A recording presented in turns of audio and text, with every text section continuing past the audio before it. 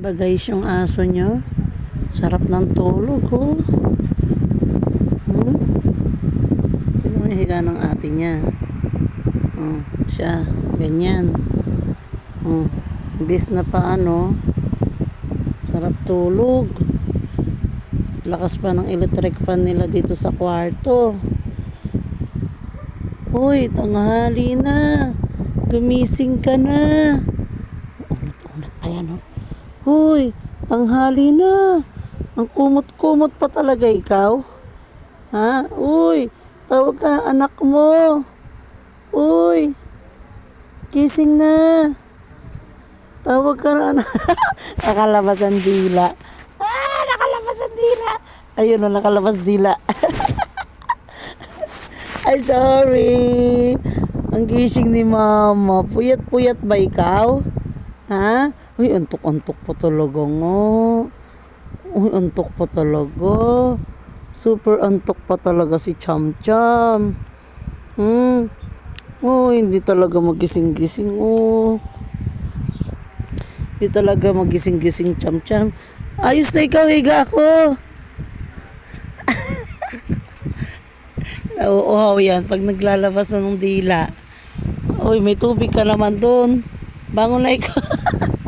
Bangon na ikaw. Yay, basa ang ilong. Bangon na. Uy. Bangon na. Cham-Cham. Cham-Cham ko, bangon na. Bangon na. Cham-Cham.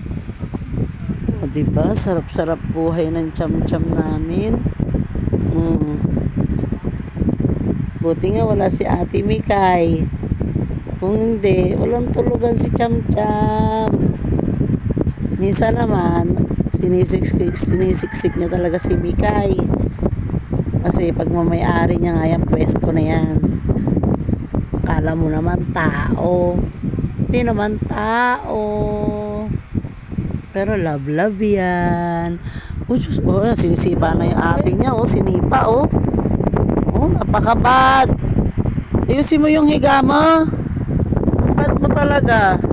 Ayaw niya kasing nasisigipan siya. Sinipan niya na. Bad ka. Antok pa talaga. Ay nako, Cham-Cham. Ang cute talaga, labas ang dila. Cham-Cham.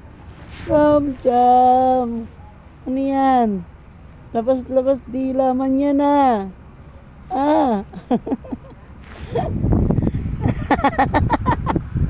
Antok na antok.